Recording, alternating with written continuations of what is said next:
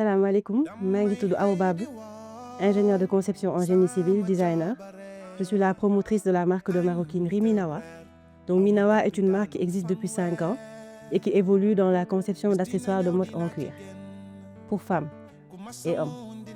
Alors, li ma dugal ci entrepreneuriat mun naa ne benn inspiration laa am, c'était en 2018. Dama romb tali Médina et j'ai vu des artisans confectionner des accessoires, des sacs. Et j'étais très impressionnée par ce qui se faisait. Je me disais, avec le peu de moyens qu'ils ont, ils ont pu découper un sac, l'assembler de telle sorte que ku gis sax da nga jàpp ne c'est pas fait au Sénégal. Bon, am na yu ma ci gis yoo xam ne jàpp naa ne mën nañ ko améliorer. Et là, j'ai décidé vraiment de créer ma marque qui s'appelle Min Awa, qui veut dire Man la Awa en tout couleur. Voilà. Donc, d'habitude, quand on voit des marques de référence en termes d'esthétisme, en termes de maroquinerie, en termes de qualité, moi, je vois des marques comme Chanel, Dior, des marques étrangères. Si je suis made in Sénégal, je vois des accessoires en wax, wooden, bogolan. Et je me suis dit, mais on peut élever à un autre niveau le made in Sénégal, il y a partout. Parce qu'il y a quand même un potentiel qui est là, qui existe. Si nous avons amélioré, mais vraiment parce que l'idée bi nga gis machallah nous na yobbu suñu tour fenen ci aduna bi fu gëna sori. Raison pour laquelle j'ai créé la marque Minawa. Alors la particularité de la marque, je dirais que c'est la recherche dans le design. Ñun dañu nekk ci environnement bo xamné des industries culturelles créatives, secteur bu prometteur en Afrique. Si nous regardons des artistes tels que Beyoncé et des artistes internationaux, ils viennent en Afrique parce qu'ils savent que la créativité, fille Afrique. Quand on dit l'Afrique, on dit le Sénégal, on dit les autres pays. Le Sénégal a une culture que nous devons valoriser. Et donc, du coup, on a fait beaucoup de recherches dans le design. Nous avons des accessoires, par exemple du bois, des tiaroy, des menuisiers, des types de bois qui existaient, associer d'autres corps de métier à la maroquinerie. Donc, on essaie de valoriser le savoir-faire du Sénégal, en fait, dans tous les domaines. Tantôt, on fait de la teinture. Bientôt, vous verrez des produits des bijoux. Des bijoux faits de manière locale, faits localement, etc. Donc, c'est la recherche dans le design. Alors, la deuxième particularité de la marque, c'est vraiment la qualité.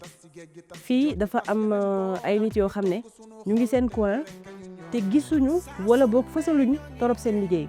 Ñun dañu am envie fësal ko à travers des créations. Et ces créations-là, on a envie de les vendre partout dans le monde. Donc la qualité, c'est également un aspect qui compte énormément et qui fait la différence chez Minawa. Bon, actuellement, de plus en plus, quand même, on constate que Ninyang a une réflexion beaucoup. Cette mode de consommation a changé.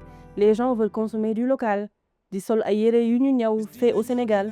Des cuillères c'est fait au Sénégal. Nous offrir des cadeaux à nous.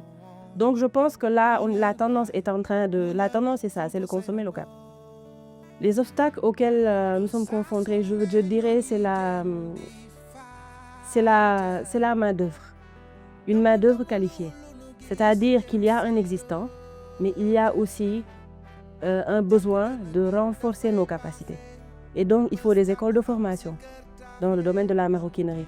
Il y en a, mais je pense qu'il faut renforcer ces écoles-là, les renforcer en outils de travail. Il y a de nouvelles techniques de manufacture qui existent dans le monde, qui aussi doivent être pratiquées au Sénégal. Donc, c'est renforcer en capacité les artisans. Parce que les artisans, ils sont là, mais le matériel que nous avons pour ces liggéey jaar yoon danaka amu fi torop machine yi ñu soxla pour parer le cuir pour travailler le cuir travailler les finitions japp naa ne mën nañ leen ci jappalé ba paré sax ñu fayal leen ay formation ñu xam les tendances qu'il y a actuellement à l'international ñu mën ko pratiquer ici au Sénégal. Voilà. Je dirais que la matière première est disponible parce qu'on a des tanneries traditionnelles au Sénégal. Donc c'est pas là où le bas blesse. Moi je dirais plutôt qu'il faut renforcer en capacité les artisans. On a vraiment des gens qui sont là, qui veulent évoluer dans le métier. Mais il faut les renforcer en capacité. Il y a de nouvelles techniques de manufacture qui existent. Il y a des appareils qui existent. Donc il faut mettre à disposition ces appareils-là pour que nous vraiment liggéey nekk à un autre niveau. Le message que je lancerai à l'endroit de notre communauté, de notre public, c'est vraiment d'avoir ce réflexe de consommer local. Quand on consomme local, on appuie l'entrepreneur, on appuie l'artisan et on appuie tous les secteurs qui sont autour. Donc, il faut qu'on soit décomplexé et qu'on ait ce réflexe de consommer local. Il y a des sacs en cuir, il y a des marques locales qui sont là. Nous faisons de belles choses. Donc, et plutôt ce réflexe de venir vers nous plutôt que d'acheter des sacs ailleurs. Alors, à l'endroit des autorités, moi, je dirais, c'est de nous appuyer. Nous appuyer comment? Comme j'ai dit tout à l'heure, d'appuyer les artisans, de nous appuyer, vu qu'on a des ateliers, un appui financier, un appui technique. La formation, elle n'est jamais suffisante.